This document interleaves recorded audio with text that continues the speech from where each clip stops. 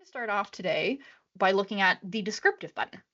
So if you have your SPSS open and you've opened your file, you're welcome to follow along. If you don't have SPSS downloaded yet or you just want to listen, that's totally okay. You've got the slides to come back to later. So descriptives. If you have clicked Analyze, Descriptive Statistics, Descriptives, it will take you to a dialog box that looks like this. I've also left the link to the LibGuide directly in the header here. So if you want to go to the LibGuide to get a little bit more information or view this part of the video later, it should be linked there in a few days. If you click that, you'll open up this dialog box. Descriptives works best for continuous variables.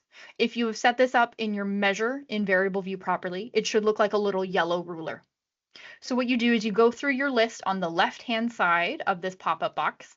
You pick which variable you want some descriptive statistics for, and you click the blue arrow to put it under where it says variables.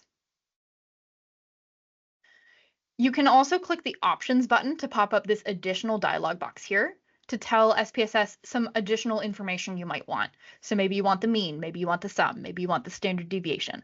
You've got a bunch of different options that you can pick. So you tell SPSS which ones you're looking for.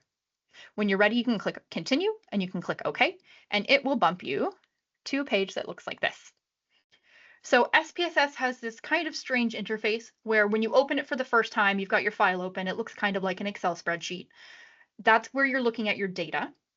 Anytime you do something with that data, if you run an analysis, or in this case, if you ask for descriptive statistics, it will pop up another window, a separate window. So this is confusing for folks if it's your first time using the software. You've got your data window and you've got your output window. So it will open the output window that will give you the results of what you just asked for. So we asked for descriptive statistics of fake data, variable number 1.